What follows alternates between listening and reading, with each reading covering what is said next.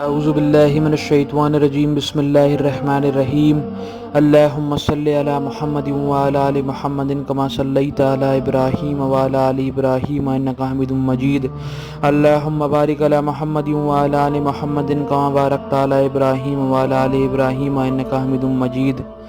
حضرات السلام علیکم ورحمۃ اللہ وبرکاتہ۔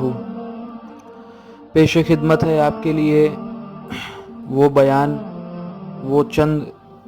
ایک قصہ جو ہم آپ کے سامنے عرض کرنا چاہتے ہیں اور جس سے آپ کے دل پہ بہت زیادہ اثر پڑے گا اور انشاءاللہ تعالی آپ آخرت کی کمائی میں اس بیان کو سننے کے بعد لگ جائیں گے۔ 2 منٹ کا بیان ہے چھوٹا سا، اسے قابل غور ہو کر کے سنیں۔ ایک علماء کا بیان کچھ دنوں پہلے آیا تھا۔ اس علماء کو بیان کو جب ہم لوگ نے سنا تو اس کا اثر ہم لوگ کے دل پر بہت زیادہ طاری ہوا، تو وہی علماء کا بیان میں آپ کے سامنے رکھ رہا ہوں کہ ان علماء نے بتایا کہ ایک شہر، کافی بڑا شہر تھا، اس کے ایک گورنر تھے، تو ان حضرت کا انتقال ہو گیا۔ تو کیونکہ وہ گورنر تھے تو ان کی جو تدفین اور ان کا جو جنازہ تھا اس میں بہت اچھا اور بہت بڑا مجمع تھا۔ تو جب وہ مسلمان تھے، جب ان کے جنازے کو لے کر کے قبرستان پہنچا گیا اور جو قبر کھودی گئی تھی اس قبر کو کھود کر کے جب جنازے کو اٹھا کر کے قبر میں ڈالنے کی کوشش کری گئی، قبر میں اتارنے کی جب کوشش کری گئی تو گویا دیکھا یہ گیا کہ وہاں پر ایک سانپ، بہت بڑا سا ایک سانپ قبر کے اندر ہے۔ تو اب کیونکہ وہ گورنر تھے تو ایسے ہی تو ان کی تدفین نہیں کری جا سکتی تھی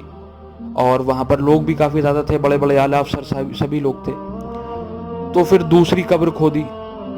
دوسری قبر ان کے لیے کھودی گئی، وہاں پر سب لوگ انتظار کرتے رہے اور دوسری قبر کھودنے کے بعد بھی ان کو تدفین کے لیے کوشش کری گئی۔ پہلے کوئی سانپ نہیں دکھ رہا تھا، لیکن جیسے ہی پھر سے قبر میں اتارنے کے لیے کوشش کری گئی جنازے کو، تو پھر سے گویا یہ دیکھا گیا کہ وہی سیم شکل اور صورت کا سانپ،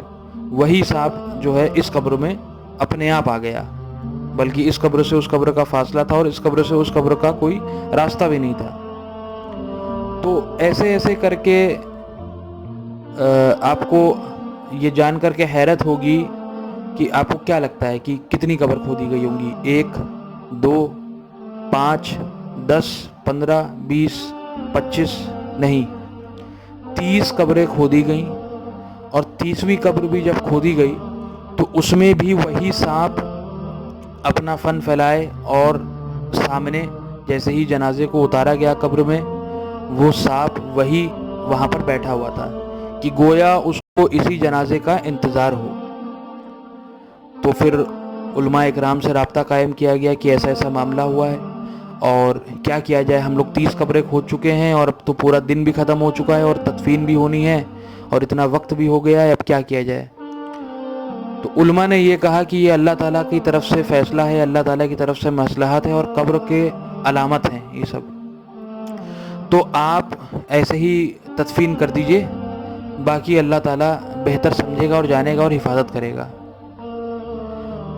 تو اس قصے سے ہمیں یہ سننے میں آیا کہ آج کی تاریخ میں ہم اپنے آپ کو بڑے گورنر، بڑے مینیجر، بڑے اعلیٰ افسر سمجھتے ہیں اور دنیا کی کمائی کو کرتے ہیں، لیکن کیا ہم نے کبھی یہ سوچا ہے کہ آخرت کی کمائی ہمارے پاس کیا ہے؟ کیا ہم اور آپ آج کی تاریخ میں یہ کہہ سکتے ہیں کہ اگر آج ہمارا انتقال ہو جائے تو ہمارے پاس کم سے کم اتنی نیکیاں ہیں کہ قبر کے عذاب ہمیں آ کر کے نہ چھوئیں، اور جب قبر کے فرشتے ہم سے آ کر کے سوال پوچھیں تو ہم ان تینوں سوالوں کا جواب بہت ہی اخلاص کے ساتھ دے دیں؟ لیکن نہیں، ہمارے اور آپ کی دین کی کمزوری یہ ہے کہ آج دنیا تو ہم نے بہت بنا لی ہے، لیکن آخرت کی کوئی بھی تیاری ہمارے پاس نہیں ہے۔ جان رکھیے کہ یہ تو قبر کی بات ہے۔ ایک بار جبرائیل علیہ السلام سے رسول اللہ صلی اللہ علیہ وسلم نے پوچھا کہ یا جبرائیل، یہ بتائیے کہ جو جہنم کا سب سے کم طبقے کا جو جہنمی ہوگا، جو سب سے لوور گریڈ، سب سے کم رینک جس کی ہوگی، مطلب سب سے کم جس کو عذاب ہوگا، تو اس کا عذاب کیا ہوگا؟ تو کیونکہ جبرائیل علیہ السلام نے تو جنت اور دوزخ دونوں دیکھی تھی، دونوں کے حالات بھی دیکھے تھے، تو جبرائیل علیہ السلام نے عرض کیا یا رسول اللہ،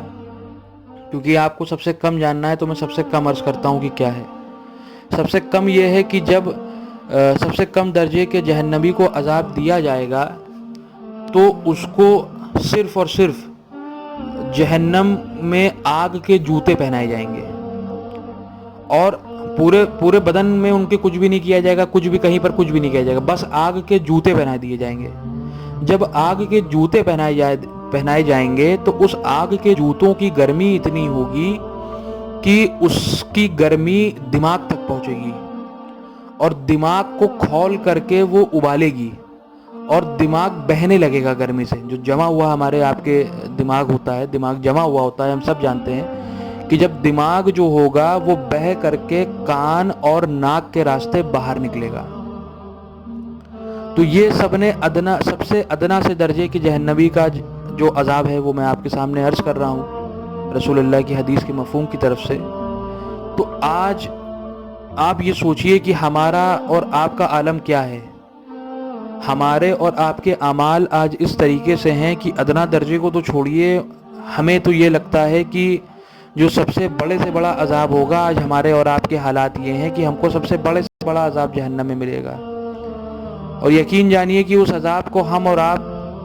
ایک سیکنڈ بھی جھیل نہیں پائیں گے، ایک سیکنڈ بھی جھیل نہیں پائیں گے، اور اللہ تعالیٰ ہمیں ان عذاب میں مبتلا کرے گا کیونکہ ہم نے اللہ تعالیٰ کی اور اللہ تعالیٰ کے رسول کی نافرمانی کی ہے۔ تو ضرور اس بیان کو، اس چھوٹی سی بات کو دھیان رکھیں اور آگے تک لوگوں تک پہنچائیں تاکہ ان کے دل میں خوف طاری ہو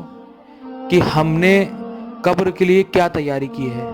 اور ہم نے آخرت کے لیے جہاں پر جہنم اور جنت کا فیصلہ ہوگا اس کے لیے کیا تیاری کی ہے، اور اگر تیاری نہیں کی ہے تو کیا ہم قبروں کے ایسے عذاب میں ہی کہ سانپ پہلے سے ہی قبر میں بیٹھا تھا اور قبر میں جب جنازہ اتر گیا ہوگا تو اس کے بعد ایک نہیں ہزاروں سانپ آئے ہوں گے، اور کیسے کیسے اس جنازے کو ڈسا ہوگا۔ وہ میئر تھے، اعلیٰ افسر تھے، وہ لوگ ان کے سامنے سر جھکائے ہزاروں لوگ کھڑے رہتے ہوں گے، گورنر تھے وہ، لیکن قبر میں جا کر کے وہ کچھ بھی نہیں تھے، وہ ایک انسان تھے، ایک معمولی سے انسان تھے، اور ان کی پہچان صرف ان کے اعمال سے تھی۔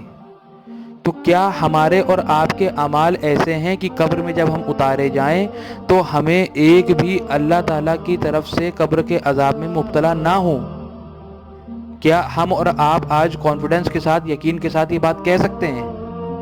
کانفیڈنس اور یقین لانے کا طریقہ صرف اتنا سا ہے